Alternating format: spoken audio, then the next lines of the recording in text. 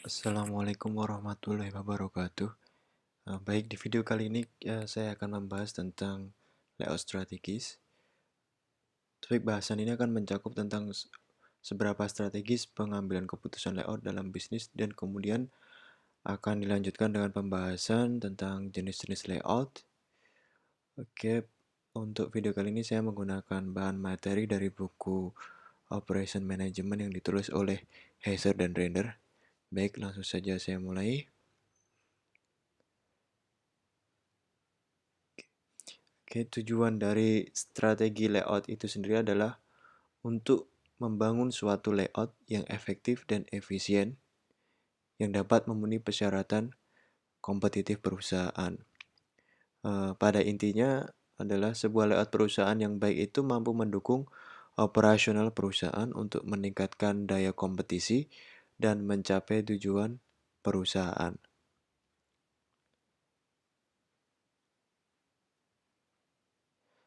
Ada beberapa pertimbangan yang harus diperhatikan dalam merancang sebuah layout. Yang pertama itu adalah bahwa suatu layout sebaiknya mampu memaksimalkan penggunaan ruang, kemudian peralatan dan juga manusianya yang bekerja di situ. Kemudian pertimbangan yang kedua itu sebuah layout harus mampu meningkatkan efektivitas aliran informasi, material, dan tenaga kerjanya. Kemudian pertimbangan yang ketiga itu meningkatkan moral dari tenaga kerja atau kepuasan dari tenaga kerja dan memberikan lingkungan eh, kondisi lingkungan pekerjaan yang aman bagi pekerjanya. Kemudian yang pertimbangan yang keempat itu adalah meningkatkan interaksi antara customer dengan pekerja dari perusahaan. Kemudian yang terakhir adalah tentang fleksibilitas, yaitu perancangan layout dapat memberikan fleksibilitas bagi perusahaan. Ketika perusahaan merubah strateginya, dia bisa dengan mudah untuk merubah layout itu sendiri. Baik, kita lanjut ke slide berikutnya. Kita akan membahas tentang tipe-tipe layout. Tipe-tipe layout yang akan dijelaskan pada video kali ini kan ada 7. Yang pertama office layout, yang kedua retail layout, warehouse layout, fixed position layout, process oriented layout, work cell layout, kemudian yang terakhir adalah product oriented layout. Oke, kita akan bahas sekilas dulu tentang tipe of layout ini ya. Yang pertama itu tentang office layout. Tipe layout ini itu lebih menekankan pada penempatan posisi pekerja, peralatan dan ruang kosong untuk mendukung pergerakan aliran informasi. Jadi penekanan dari office layout itu terletak pada tenaga kerjanya agar uh, antara tenaga kerja itu dapat berinteraksi, saling bertukar informasi, kemudian peralatan-peralatan yang dibutuhkan oleh tenaga kerja itu mudah diakses dan mudah digunakan. Kemudian yang kedua itu retail layout. Fokus dari desain layout retail ini itu lebih pada strategi penempatan etalase display atau rak-rak display itu seperti yang teman-teman sering jumpai di uh, supermarket. Kemudian dan lebih memperhatikan faktor perilaku pelanggan dalam artian kita harus mempertimbangkan memahami perilaku pelanggan itu seperti apa, kemudian kita menyusun atau mendesain layout kita untuk mengakomodasi perilaku pelanggan tersebut. Kemudian yang ketiga itu adalah warehouse layout. Itu sebisa mungkin desain ini itu bisa menemukan titik optimal dari manfaat yang diberikan dengan adanya ruang dan pengelolaan material. Jadi maksudnya adalah warehouse ini pergudangan ya. Jadi ada space dan ada material handling. Ketika kita memenuhi gudang kita dengan banyak material, nanti pengelolaan dari material itu cenderung lebih susah dan biayanya cenderung lebih mahal dan resiko terjadi kerusakan juga tinggi. Oleh karena itu di desain layout ini lebih menekankan pada titik optimalnya untuk menyeimbangkan manfaat antara ruang dan pengelolaan materialnya. Kemudian fixed position layout itu merancang layout agar optimal digunakan untuk proyek-proyek berskala besar. Contoh pembuatan kapal dan pembangunan gedung. Kemudian yang kelima ada process oriented layout, itu lebih menekankan untuk atau lebih optimal digunakan pada karakteristik operasi dengan jumlah kapasitas kecil namun memproduksi jenis produk yang beragam. Jadi process oriented layout ini bisa digunakan untuk perusahaan yang memproduksi jenis-jenis produk yang berbeda-beda tapi dengan kapasitas produksi yang kecil.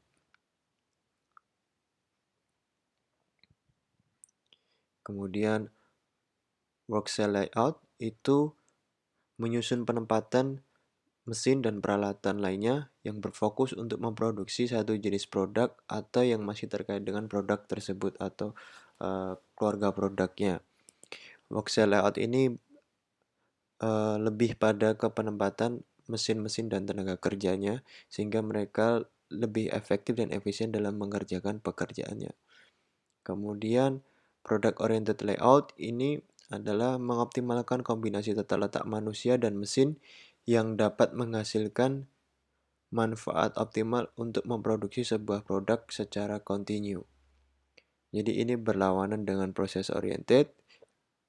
Kalau product oriented itu lebih pada memproduksi produk dalam jumlah yang besar, kapasitasnya besar dan berulang.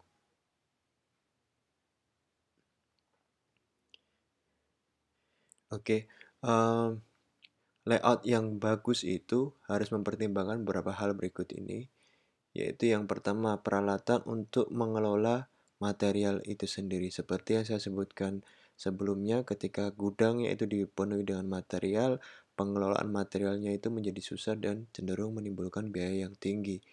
Kemudian yang kedua, itu pertimbangan kedua itu adalah kapasitas dan ruang. Permintaan atau persyaratan kapasitas dan ruang. Kemudian pertimbangan yang ketiga adalah tentang lingkungan dan estetikanya. Kemudian pertimbangan yang keempat adalah aliran informasi. Di era industri yang berbasis knowledge ini, pengetahuannya sangat penting bagi sebuah uh, operasional bisnis, maka flow of information itu sangat dibutuhkan atau sangat menjadi faktor yang sangat krusial dari kesuksesan sebuah perusahaan. Kemudian yang terakhir, pertimbangan yang terakhir itu adalah biaya untuk memindahkan area-area kerja yang sudah ditentukan itu. Baik, kita lanjut ke berikutnya. Kita akan membahas lebih detail tentang office layout. Di dalam office layout itu kita melakukan pengelompokan pekerja, peralatannya dan ruangannya agar nyaman, aman, dan mengoptimalkan aliran informasi. Jadi mungkin lebih ke uh, pengelompokan pekerja di dalam satu departemen, karena dalam satu departemen jenis-jenis pekerjaannya masih terkait dan aliran informasi di situ harus dapat mengalir dengan efisien sehingga lebih baik dia akan dikelompokkan dan ditempatkan pada suatu area yang berdekatan. Nah, ini pergerakan informasi atau aliran informasi ini menjadi pembeda atau menjadi kompetitif dari keunggulan kompetitif dari sebuah perusahaan itu sendiri. Kemudian kita lanjut. Nah, ini salah satu contoh ketika kita ingin mendesain layout office layout, kita harus membangun atau membuat relationship chart-nya. Relationship chart-nya ini didasarkan pada intensitas interaksi atau kebutuhan interaksi antar departemen. Nah, kita tentukan dulu nilainya atau value-nya. Value-nya ada A, E, I, O, U, X. A yaitu absolutely necessary atau sangat dibutuhkan. Kemudian E itu sangat penting, I itu penting, O itu adalah cukup penting. U itu tidak penting dan X itu tidak dibutuhkan. Jadi konsep dasarnya adalah ketika ada dua departemen yang saling sangat membutuhkan, maka akan lebih baik penentuan tata letaknya itu saling berdekatan sehingga interaksi antar kedua departemen itu menjadi tidak terganggu. Nah, jadi pada relationship chart ini kita mengidentifikasi departemen-departemen yang memiliki hubungannya itu adalah dengan nilai A. Di sini yang nilainya A adalah di sini, berarti cara bacanya begini. Ini turun ke sini, ini berarti naik, ini berarti turun. Berarti sekretari ini hubungannya dideterminasi oleh ini naik dan ini turun ini. Nah, sekretari itu memiliki hubungan yang sangat dibutuhkan itu dengan sales area. Ini karena kotaknya di sini, cara bacanya ini sekretari dan sales area. Kemudian dia juga sangat dibutuhkan oleh central files. Ini di sini, ini di sini. Kemudian juga dia sangat dibutuhkan oleh copy center. Dia di sini dan dia di sini. Maka dari itu departemen-departemen ini sebaiknya saling berdekatan antara sekretaris, sales area, dan copy center. Begitu dan seterusnya. Ada 3 aspek fisik dan sosial yang perlu dipertimbangkan dalam perancangan layout kantor untuk mendorong adanya interaksi informal yang produktif. Yang pertama itu adalah proximity atau bisa diartikan bahwa jarak dan ruang antar pekerja dapat mempermudah mereka untuk dapat berkumpul secara mudah. Kemudian atau desain layout ini memberikan akses pekerjanya untuk bisa dengan mudah berkumpul dengan teman pekerjanya yang lain sehingga terjadi sebuah perkumpulan, pertukaran informasi yang bisa jadi produktif bagi perusahaan. Kemudian privasi itu lebih pada mengakomodasi kebutuhan privasi pekerja.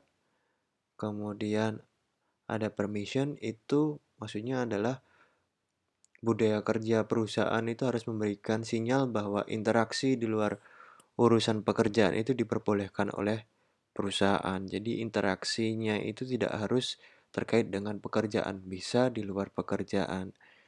Dan ini bisa jadi akan memunculkan kondisi-kondisi di mana itu akan menguntungkan bagi perusahaan. Baik, kita lanjut ke jenis layout yang berikutnya atau tipe layout yang berikutnya, yaitu tentang retail layout. Tujuannya adalah untuk memaksimalkan profit per meter persegi dari ruang yang digunakan. Maksudnya adalah penjualan dan keuntungan yang diperoleh bervariasi sesuai dengan tingkat exposure tata letak produk terhadap customer. Maksudnya di sini adalah tata letak dari atau display dari produk-produk yang dijual di dalam retail tersebut itu mempengaruhi tingkat penjualan yang akan diperoleh oleh perusahaan. Ketika display kita tidak tepat dengan customer behavior atau perilaku pelanggannya atau tidak optimal, maka kemungkinan akan mempengaruhi penjualannya dan otomatis juga keuntungan perusahaan. Nah, bagaimana trik-trik yang bisa digunakan untuk mendesain atau menata letak display-display yang digunakan dalam retail? Yang pertama itu adalah meletakkan produk-produk yang sering dibeli di sisi-sisi pinggiran dari toko atau supermarket. Jadi di sisi-sisi pojokan pinggiran itu diberikan produk-produk yang sering dibeli sehingga ketika customer masuk dia tidak langsung mengambil produk yang sering dibeli itu karena produk yang sering beli itu kan sering kali dikunjungi, jadi dia harus mengakses dulu sampai ke pojok sehingga produk-produk lainnya itu pun juga akan terlihat atau terekspos terhadap pelanggan. Kemudian Gunakan lokasi-lokasi yang mudah diakses untuk produk-produk yang memiliki margin tinggi dan tingkat impuls yang tinggi. Maksudnya di sini lebih pada produk-produk yang memiliki margin tinggi itu ditempatkan di area yang mudah dilihat oleh pelanggan ketika masuk pertama kali mungkin ya. Jadi atau ketika masuk pertama kali mungkin pelanggan diharapkan langsung tertarik dengan produk-produk tersebut dan mempunyai keinginan atau impuls yang tinggi untuk membeli.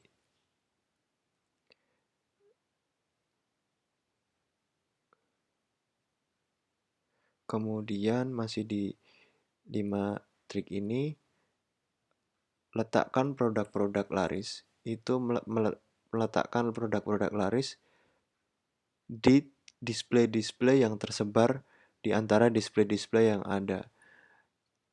Maksudnya adalah contoh ada produk A ini adalah laris, sedangkan di dalam display itu ada produk lainnya B, C, D, E, F, G, gitu. Dan di display lain ada produk-produk lainnya lagi. Nah, A ini tersebar di display satu, kemudian ada produk-produk laris lain lagi tersebar di display uh, yang lainnya atau di rak lainnya.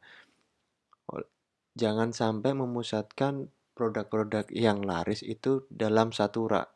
Karena ketika dipusatkan dalam satu rak, otomatis pelanggan yang datang karena itu barang-barang laris hanya akan mengakses ke produk-produk yang ingin dibeli. Nah, produk-produk yang lain akhirnya tidak dapat terekspos oleh pelanggan. Kemudian, gunakan batas pojok akhir dari sebuah lorong. Jika teman-teman itu di supermarket seringkali ketika teman-teman jalan di lorong di antara rak, kemudian di akhir lorong itu ada rak juga. Nah, itu sangat baik untuk menaruh sebuah produk karena tentu pandangan kita ke depan, tidak hanya ke samping kanan dan ke kiri. Sehingga itu terekspos oleh pelanggan itu sendiri. Kemudian yang kelima adalah gunakan posisi yang menarik untuk menyampaikan misi dari toko.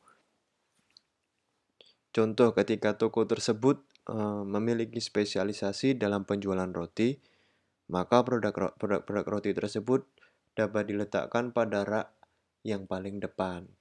Sehingga image-nya itu memang, oh ini supermarket atau retail ini itu fokusnya itu atau produk-produknya yang menarik pada terkait pada dengan penjualan rotinya gitu.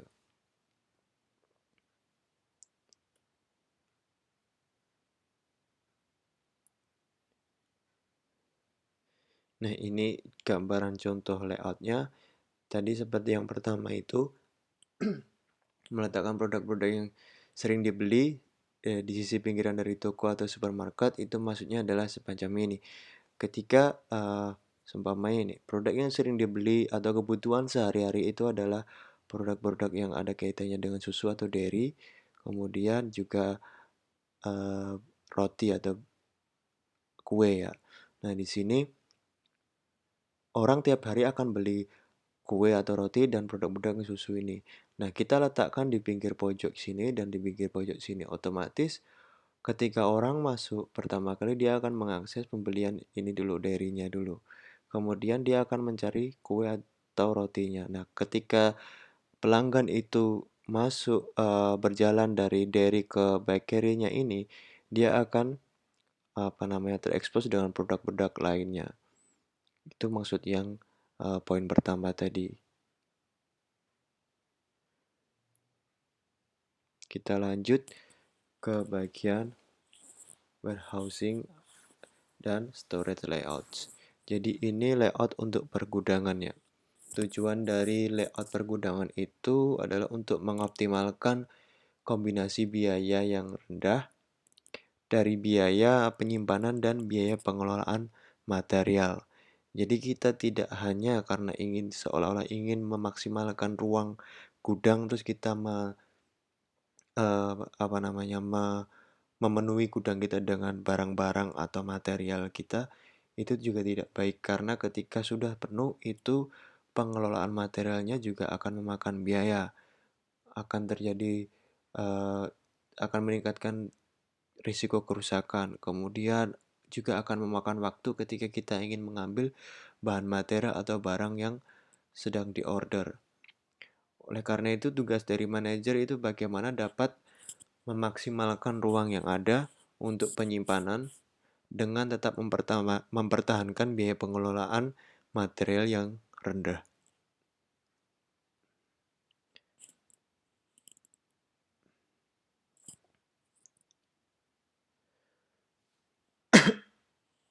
Yang dimaksud dengan biaya pengelolaan itu, biaya pengelolaan material itu adalah semua biaya yang muncul akibat dari adanya transaksi.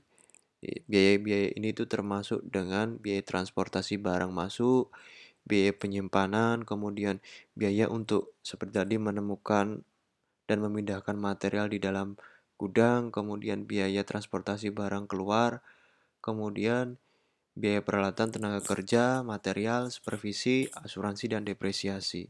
Semua itu termasuk dalam biaya pengelolaan material atau material handling cost. Nah, ini juga kita sebisa mungkin dalam pengelolaannya itu meminimalisir adanya kerusakan dan atau kebusukan.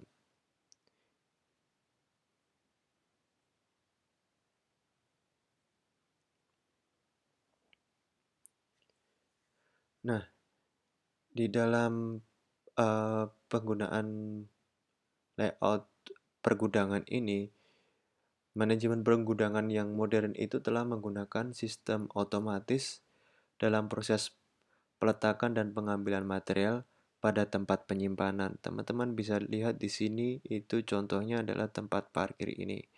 Nah, ini secara otomatis diidentifikasi oleh komputer. Jadi ketika kita ingin mengambil salah satu mobil ini, misal ini, dia secara otomatis bisa mengidentifikasi dan mengambilnya.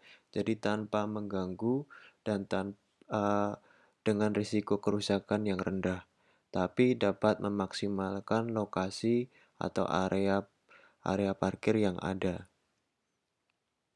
Dengan menggunakan sistem otomatis ini, komputerisasi ini, produktivitas dari pergudangan itu bisa meningkat sebesar 500%.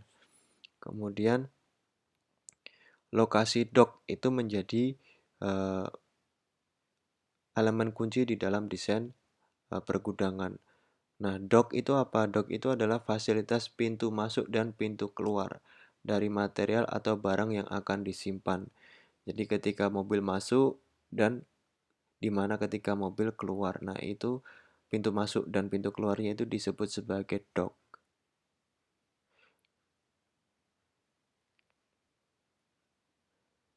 Nah, ini ada model cross docking. Penggunaan sistem cross docking ini dimaksudkan untuk menghindari penempatan material ke dalam penyimpanan. Jadi di sini itu tidak ada penyimpanan atau tidak ada persediaan. Jadi ketika barang datang, barang langsung diproses. Dalam prosesnya ini bisa jadi pelabelan, terus kemudian pengecekan, kemudian setelah diproses langsung diantarkan ke pintu keluar atau dock keluar dan langsung ditransportasikan ke tujuan yang telah ditentukan. Kemudian ada random stocking. Random stocking itu merupakan sistem penyimpanan dengan memanfaatkan teknologi atau AIS, Automatic Identification System. Setiap produk itu kan memiliki barcode ya, yang digunakan sebagai dasar suatu sistem untuk dapat mengenali produk tersebut. Jadi, komputer itu dapat mengetahui lokasi produk tertentu di area mana, di bagian mana secara spesifik sehingga informasi persediaan dan alokasi waktu untuk pengambilan dan peletakan itu menjadi lebih efisien. Random stocking yang sudah terkomputerisasi itu melaksanakan tugas-tugas kunci. Yang pertama, itu mengelola daftar-daftar lokasi di dalam gudang yang masih belum terpakai. Jadi space-nya itu masih berapa saja sehingga kapasitasnya bisa diketahui. Kemudian yang kedua, melakukan pencatatan produk-produk yang ada di dalam penyimpanan. Mengurutkan item sehingga dapat meminimalkan waktu pengambilan produk. Kemudian yang keempat itu mengkombinasikan order pengambilan produk untuk menghemat waktu. Jadi ketika mesinnya itu berjalan itu mungkin tidak hanya mengambil satu order, tapi bisa jadi dua atau lebih dari dua order sehingga sekali jalan dia bisa mengambil sekaligus dua atau lebih dari dua order. Kemudian yang kelima itu menempatkan produk-produk tertentu pada area tertentu yang tujuannya itu untuk mempermudah. Contohnya ketika sebuah bahan material ini tingkat eh, demand permintaannya banyak tinggi, oleh karena itu dia ditempatkan pada lokasi yang mungkin paling mudah dijangkau atau paling dekat jaraknya dengan mesin otomatisnya, sehingga ketika itu dibutuhkan karena intensitasnya tinggi dalam sehari bisa dibutuhkan secara eh, dengan intensitas tinggi, maka itu akan mengurangi biaya ya dalam jumlah yang besar.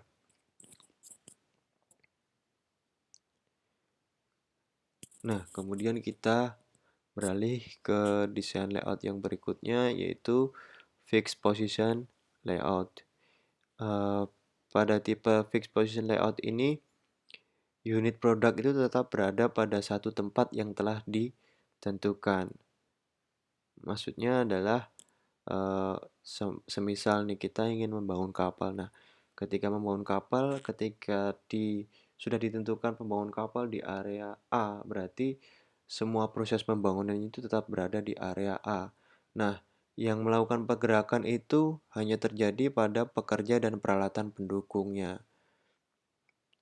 Tipe desain layout semacam ini tuh cocok digunakan pada pengerjaan proyek-proyek yang besar seperti tadi yang sudah saya contohkan, yaitu pembuatan kapal dan pembangunan rumah. Nah, beberapa faktor itu yang perlu diperhatikan, yaitu adalah terbatasnya ruang lokasi produk. Jadi itu ruang lokasinya terbatas, kemudian bahan material yang berbeda dibutuhkan pada tahap pengerjaan yang berbeda.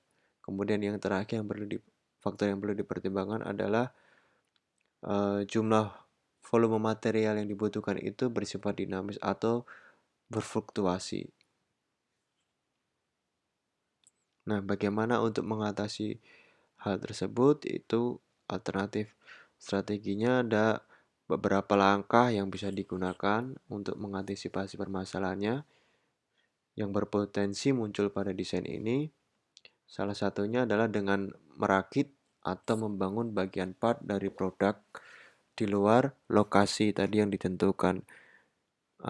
Contoh ketika kapal itu kan terdiri dari beberapa banyak komponen. Nah, sebelum kita pindahkan komponen menuju lokasi pembuatan kapal, nah komponen-komponen itu bisa diproduksi di luar lokasi pembuatan kapal. Itu akan mempermudah pekerjaannya.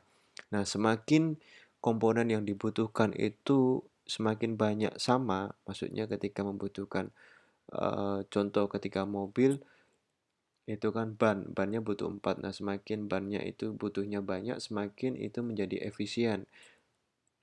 Nah, komponen kapal itu apa? Tergantung komponen apa kapal itu apa.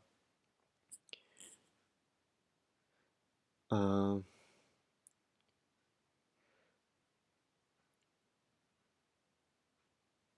kita lanjut. Nah, sekarang kita masuk ke proses oriented layout. Nah, oriented layout dapat digunakan untuk mengerjakan unit produk yang macamnya ada banyak.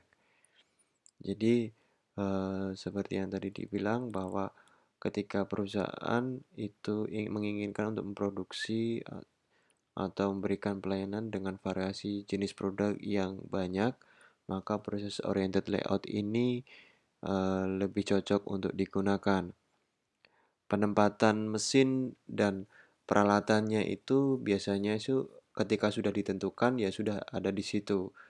Nah, dan penggunaan mesin dan peralatannya itu fleksibel dan mampu untuk memproduksi atau memberikan pelayanan pada produk atau pelayanan yang berbeda. Kemudian penjadwalannya itu bisa menjadi susah, kemudian setup-nya juga susah karena satu mesin digunakan untuk berbagai macam produk, material handling, dan biaya tenaga kerjanya menjadi tinggi karena dibutuhkan tenaga ahli untuk men-setup mesin-mesin yang digunakan untuk memproduksi uh, produk-produk yang berbeda. Pergerakannya itu lebih difokuskan pada tenaga kerjanya atau operator mesinnya itu.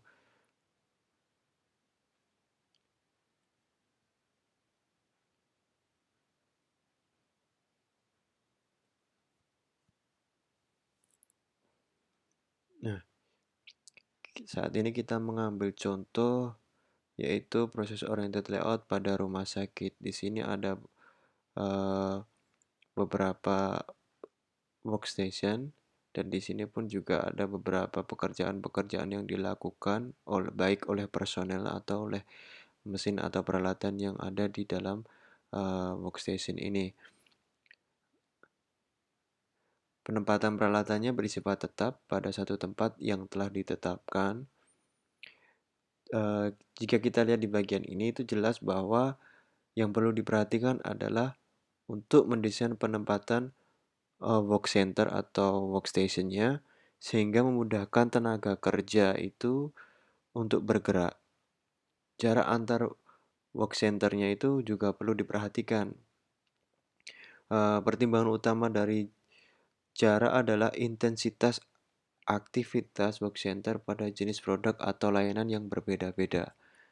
Jadi intensitas penggunaan di work center ini itu semakin tinggi, maka itu semakin digunakan, atau maksudnya ketika surgery dan AR triage room ini tinggi intensitasnya dan dia saling berhubungan, maka dia diletakkan mungkin berdekatan karena agar memudahkan koordinasinya. Work center yang berintensitas tinggi digunakan untuk jenis produk atau layanan berbeda akan cenderung diberikan jarak yang dekat juga.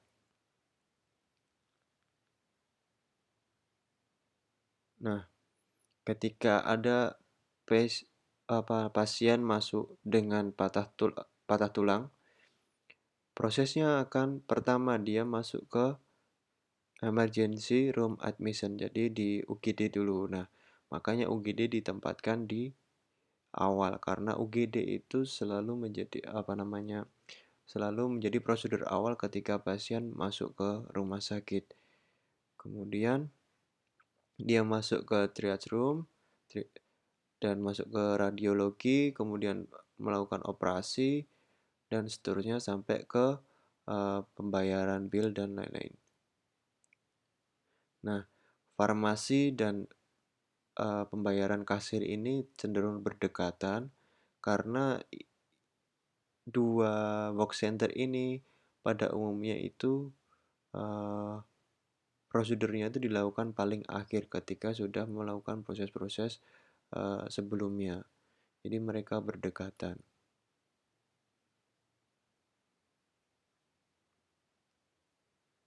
Nah, pasien berikutnya ini agak sedikit berbeda dengan yang sebelumnya. Dia masuknya setelah triage room, dia masuk ke pengoperasian atau surgery. Setelah itu farmasi, baru ke ER beds.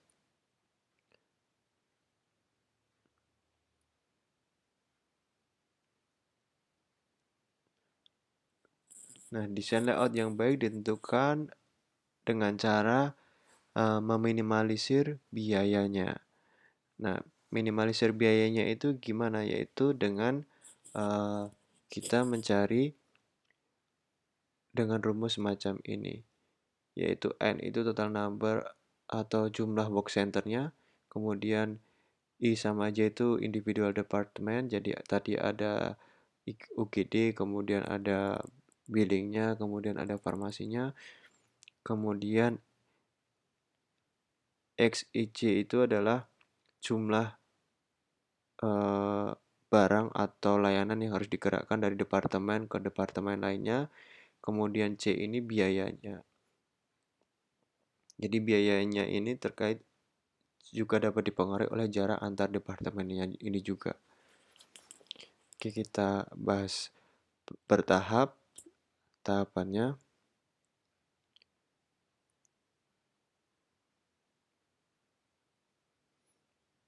Nah, ini contohnya kita langsung masuk ke contoh, kita diminta untuk menyusun atau mendesain 6 departemen, tata letak 6 departemen pada sebuah pabrik untuk meminimalisir biaya pengelolaan material.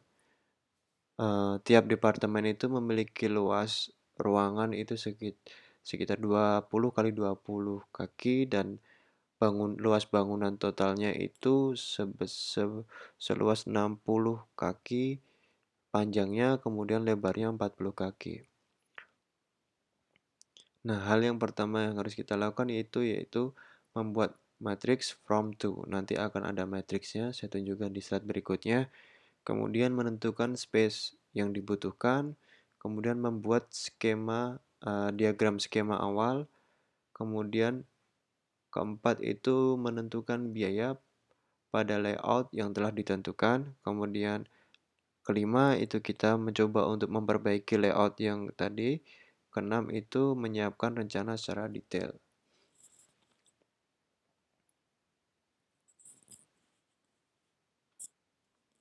Nah, ini yang dimaksud dengan matrix from through. Nah, maksudnya ini adalah di sini ada 6 departemen. Nah, ini ada assembly, painting, mesin, receiving, shipping, dan testing. Nah, ini jumlah loads-nya atau jumlah barang material yang bergerak antar departemen. Dari assembly ke painting itu sebanyak 50, dari assembly ke mesin shop itu 100, atau dari mesin shop ke kemudian dari assembly ke testing itu 20 dan selanjutnya. Setelah kita mendapatkan jumlah loads tiap minggunya, kemudian kita menggambarkan desainnya secara umum dulu, yaitu semacam ini. Nah, area A ini kita urutkan dulu tanpa harus mengalusikan letak yang efisien, jadi kita tempatkan sesuai dengan urutan angkanya tadi aja.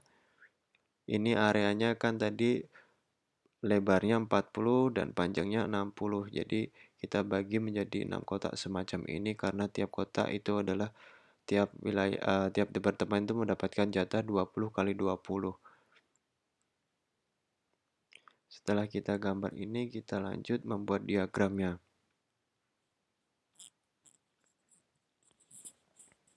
Nah, ini diagram yang pertama, itu assembly painting masih sama urutannya. Kemudian kita gambarkan diagramnya dengan jumlah barang yang bergerak di antara kedua departemen ini. Dari assembly ke painting itu 50, kemudian assembly ke mesin 100, dan lain-lain. Nah, tugas kita adalah bagaimana kita bisa memperdekatkan jarak antar departemen dengan jumlah barang yang bergerak di antara departemen itu yang paling tinggi. Contoh ini antara mesin dan assembly ini itu dia bergerak barang setiap minggunya itu ada 100. Kemudian dari mesin shop ke testing loads-nya itu tiap minggu 100. Jadi ini sudah berdekatan tapi ini memang ada jarak. Nah, kita lakukan trial error, percobaan terus-menerus untuk menemukan biaya yang paling minimum. Nah, untuk menemukan biaya yang paling minimum ketika dilakukan secara manual itu cenderung akan sangat complicated. Nah, jadi kita bisa dengan hanya mengira-ngira saja, mengoptimalkan dengan mengira-ngira sekiranya assembly dan mesin ini jaraknya berjauhan, tapi dia dengan loads yang banyak, maka kita bisa dekatkan ini. Dengan diagram yang semacam itu, Biaya yang dibutuhkan adalah menghasilkan biaya sebesar $570. Nah, ketika kita rubah, melakukan perbaikan dari layoutnya, nah kita dekatkan yang dengan jumlah loads-nya 100 tadi, SLB-nya ditarik ke sini, itu merubah biaya sebesar menghasilkan biaya sebesar $480. Dan ketika ditanya apakah ini biaya yang paling minimum, belum tentu. Tadi kita hanya secara manual memindahkan departemen yang secara jelas itu memiliki loads yang tinggi tapi jaraknya itu berjauhan dibandingkan dengan loads yang kecil. Nah, kita hanya menggeser sedikit saja. Itu bisa mengurangi biayanya.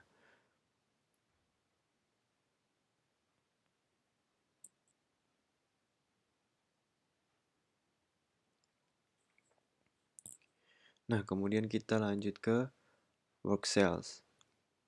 Salah satu fungsi utama dari work cells itu adalah mengorganisasikan kembali manusia dan mesin yang biasanya tersebar pada departemen yang berbeda-beda menjadi satu kelompok yang berfokus untuk melakukan satu pekerjaan unit produk atau satu kelompok produk yang berkaitan.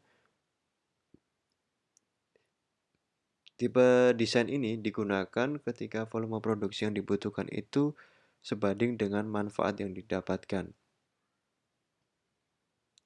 Eh, Jika volume produksinya berubah, voxel itu dapat disusun ulang untuk mengakomodasi perubahan ini. Jadi ini tergantung cenderung lebih fleksibel ya. Kemudian keuntungan dari penggunaan voxel itu sendiri itu yang pertama mengurangi jumlah persediaan selama masa produksi. Kemudian membutuhkan luas ruangan yang lebih sempit. Ketiga, itu mengurangi jumlah persediaan bahan baku dan barang jadi. Keempat, mengurangi biaya langsung tenaga kerja. Kelima, meningkatkan keinginan berpartisipasi dari pekerja karena dengan penyusunan yang sesuai tadi, interaksinya juga tinggi di antara pekerja, jadi dia bisa lebih berpartisipasi. Kemudian yang keenam itu meningkatkan penggunaan peralatan dan mesin. Nah, salah satu dan persyaratan-persyaratan untuk menggunakan box sale ini, yang pertama kita mengidentifikasi keluarga produknya. Kemudian tingkat pelatihan, fleksibilitas dan pendayagunaan tenaga kerja yang tinggi karena kita setelah mengidentifikasi kelompok produknya, kita juga menggunakan pekerjanya juga difokuskan untuk berinteraksi untuk mengerjakan produk yang sama itu. Kemudian fokus pada peralatan dan sumber daya yang dioperasikan. Kemudian pengujian pada tiap stasiun dalam box cell. Nah, ini contohnya. Nah, layout awalnya adalah semacam ini. Jika kita lihat di sini, dia ada dua pekerja, tapi dua pekerja ini tidak bisa saling berinteraksi dengan mudah, sehingga ini mencegah terjadinya partisipasi antar pekerja untuk mengerjakan em, pekerjaan yang ada di sini. Kemudian, nah, versi perbaikannya itu bahwa pekerja itu memiliki akses untuk saling berinteraksi, jadi memungkinkan terjadinya partisipasi di antara pekerja untuk melakukan rangkaian pekerjaan ini. Kemudian pekerja ininya kedua pekerja ini pun juga memiliki pelatihan ganda antara maksudnya ini ada pekerjaan pertama, ini pekerjaan kedua. Nah, kedua pekerja ini pun juga memahami masing-masing dari pekerjaan ini. Nah, sehingga eh, kondisi ini memungkinkan pekerja bisa saling membantu satu sama lain.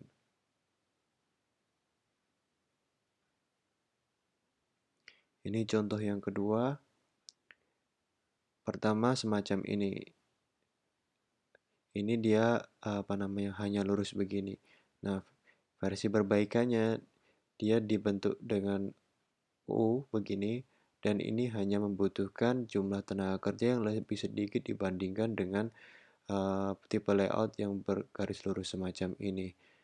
Nah, otomatis ini juga mengefisiensikan biaya karena tenaga kerja yang dipakai juga tidak kebutuhan tenaga kerjanya hanya 3 saja dibandingkan dengan layout sebelumnya.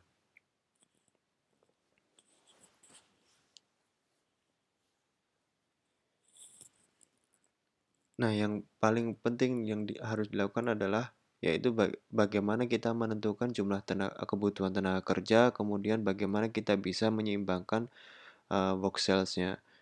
Yang pertama yang perlu kita cari adalah takt time-nya. Takt time-nya ini diperoleh dari total work time available dibagi dengan unit required, yaitu total waktu pengerjaan yang tersedia dibagi dengan unit yang diminta. Kemudian, bagaimana cara menentukan jumlah operator yang kita butuhkan? Nah, itu tinggal dibagi antara waktu operasi yang dibutuhkan dibagi dengan takt time-nya. Nah, ini langsung masuk ke contoh saja. Contohnya itu adalah permintaannya itu untuk membuat 600 kaca. Itu dijadwalkan waktu operasinya itu 8 jam per hari. Nah, total operasinya itu untuk memproduksi satu unitnya itu bisa kita lihat di sini, yaitu kita ada berapa operasional di sini ada 5. Yang pertama itu assemble, paint, test, label, pick for shipment. Nah, ini adalah standar waktu yang dibutuhkan untuk mengerjakan masing-masing pekerjaan ini. Nah, kita hitung.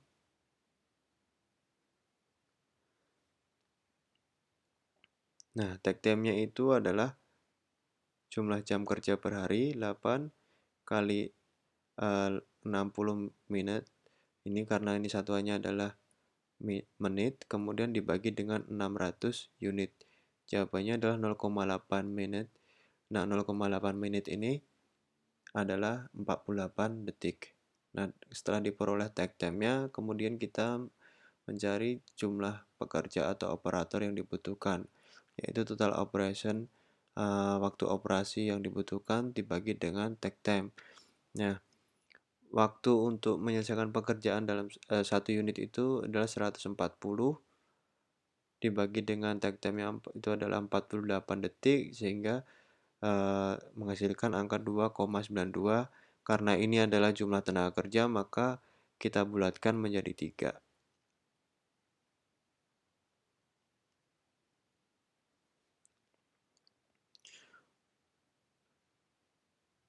Nah, work balance chart ini dapat digunakan untuk satu, yang pertama itu mengevaluasi waktu operasi di dalam box cells.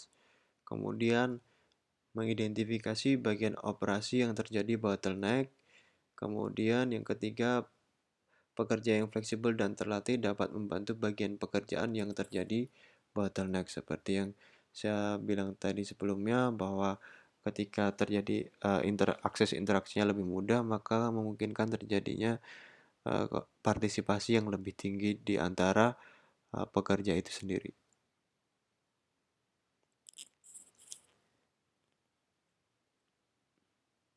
Nah, kita masuk ke repetitive product oriented layout. Ini kebalikannya dari process oriented. Product oriented layout ini didesain untuk mengakomodasi pembuatan produk-produk yang identik dalam jumlah besar. Asumsi yang digunakan dalam desain ini yaitu pertama, besaran volume itu cukup untuk mengoptimalkan penggunaan mesin dan peralatan. Karena ini product oriented layout, jadi kemungkinan penggunaan peralatannya itu sangat spesifik, sehingga ketika itu sangat spesifik untuk digunakan untuk memproduksi satu jenis produk, maka volume produk atau kapasitas produk yang dimintanya itu juga harus besar untuk dapat menjustifikasi nilai investasi. Nah, seperti nomor 2 ini juga disebutkan permintaan produk bersifat stabil untuk mengimbangi besaran investasi yang dikeluarkan untuk membeli peralatan khusus ini itu sendiri. Kemudian yang ketiga, produk sudah terstandarisasi atau telah masuk pada masa siklus produk yang dapat menjustifikasi besaran investasi. Yang keempat, itu pasokan bahan baku dan komponen mencukupi dan dalam kualitas yang sama. Jadi pada intinya produk oriented layout ini digunakan pada jenis produk-produk yang diproduksi secara massal, dibutuhkan dibutuhkan dalam jumlah yang besar sehingga eh, nilai investasi untuk pembelian mesin dan peralatannya pun juga kemungkinan besar karena peralatan yang digunakan itu juga spesifik dan berkapasitas besar.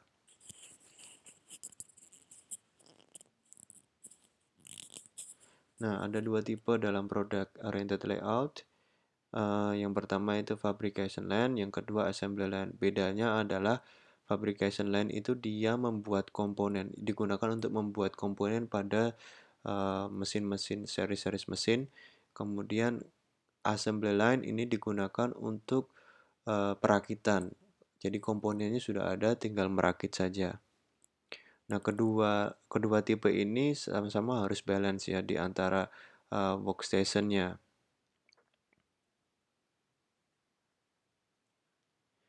Nah, keuntungan dari produk oriented layout ini yang pertama itu variable cost-nya rendah, kemudian biaya pengelolaan materialnya itu juga rendah.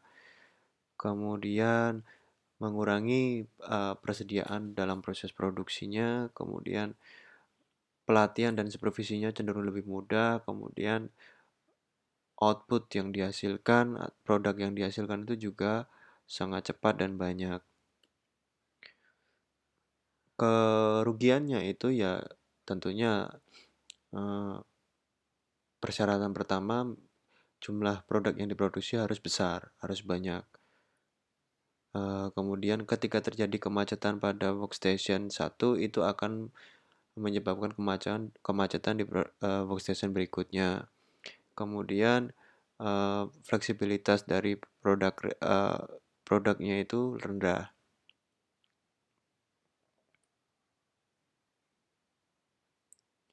Nah, ini salah satu contoh assembly line dari McDonald. Ini ada beberapa jenis pekerjaan. Yang pertama order, burn testing, assembly with code demands, wrapping, dan lain sebagainya. Nah, di sini waktu yang dibutuhkan ini berbeda-beda. Nah, tugas kita itu menyeimbangkan waktu ini sehingga tidak terjadi kemacetan. Bagaimana caranya? Kita menggunakan teknik assembly line balancing.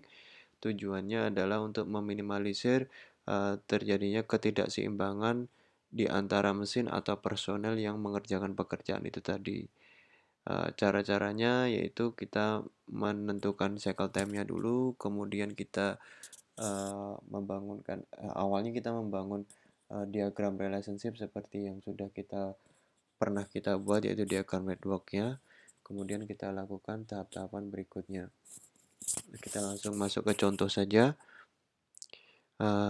Di sini ada beberapa tugas, tugasnya ada A sampai I. Nah, di setiap tugas ini membutuhkan waktu tertentu.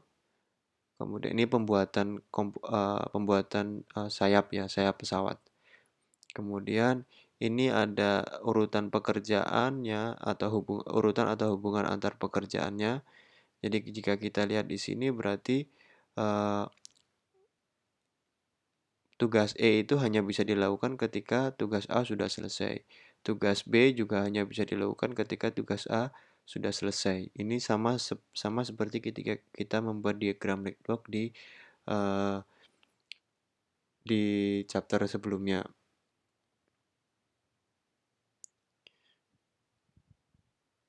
Nah, ini diagram networknya A ke B, E, kemudian C, D, F, G, dan lain sebagainya. Nah, waktu yang tersedia per harinya itu sebanyak 480 menit. Nah, unit yang dibutuhkan tiap harinya itu adalah 40. Maka kita bisa mencari cycle time-nya yaitu dengan membagi uh, waktu produksi yang tersedia per hari dibagi dengan unit yang dibutuhkan per hari. 480 dibagi 40, jawabannya 12 menit per unit. Kemudian kita menentukan jumlah workstation-nya. Nah, di dalam workstation itu satu workstation akan dioperasikan oleh satu pekerja. Jadi bisa dikatakan jumlah pekerja akan sama dengan jumlah workstation-nya. Nah, di dalam workstation itu nanti akan terdiri dari tugas-tugas tertentu itu. Nah, ini waktu yang dibutuhkan untuk mengerjakan satu unit sayap pesawat dibagi dengan cycle time-nya. Nah, total waktu yang dibutuhkan untuk mengerjakan satu unitnya kan 65. Ini tinggal dijumlah saja semuanya. Jadi 65. Kemudian dibagi dengan cycle time-nya 12. 65 dibagi 12 itu menjadi 5,42. Karena ini adalah workstation, jadi kita harus membulatkan menjadi 6 station. Nah, kemudian tugas kita itu menentukan workstation-nya. Nah, workstation-nya itu ditentukan dengan cara-cara berikut ini. Yang pertama yang perlu diperhatikan adalah kita mencari uh, waktu tugas yang paling lama, kemudian yang kedua tugas yang paling banyak diikuti. Karena ketika tugas yang paling banyak itu macet, maka banyak tugas yang akan terdampak. Gitu, logikanya semacam itu. Dan selanjutnya.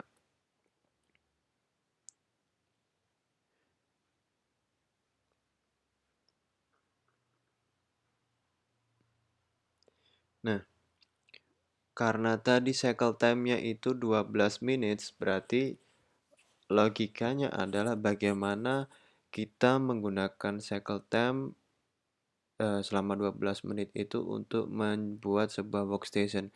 Jadi workstation-nya itu tidak boleh lebih dari 12 menit. Total waktu yang dibutuhkan untuk menyelesaikan tugas di dalam satu workstation itu tidak boleh lebih dari 12 menit. Nah, tugas kita itu memaksimalkan penggunaan waktu cycle time-nya ini ketika kita membuat workstation yang di dalamnya terdiri dari dua pekerjaan dan dua pekerjaan itu hanya membutuhkan waktu kurang dari 12 menit, maka sisanya itu disebut sebagai idle time. Nah, bagaimana tugas kita ini adalah bagaimana kita dapat meminimalkan idle time di dalam tiap workstation-nya. Nah, yang pertama karena kita tadi harus mencari longest atau yang paling terlama, tugas yang terlama. Di sini yang terlama 11. Nah, ketika kita bikin A, B ini sebagai satu workstation nggak mungkin karena ini jumlah waktu penyelesaiannya adalah 21 menit. Jadi, tentunya A ini menjadi workstation yang pertama. Nah, di sini berarti kita menghasilkan 2 menit idle time. Kemudian B juga pasti yang pertama karena hanya maksimal 12 menit. Menjadi workstation kedua. Nah, ini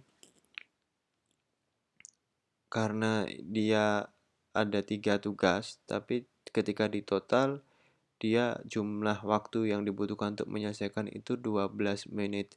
Jadi dia bisa dijadikan menjadi satu workstation.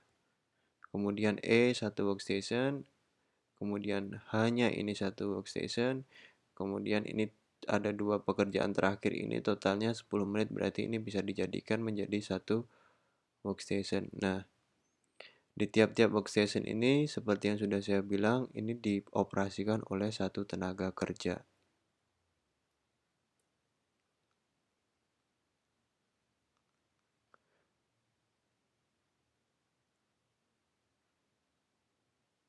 Nah, untuk menghitung efisiensinya kita menghitung dengan kita membagi uh, waktu yang dibutuhkan untuk total waktu yang dibutuhkan untuk membuat satu unit sayap tadi dibagi dengan jumlah dari workstation dikalikan cycle time-nya atau largest cycle time. Largest cycle time-nya tadi kan ada satu workstation yang total waktu cycle time-nya itu 12 menit.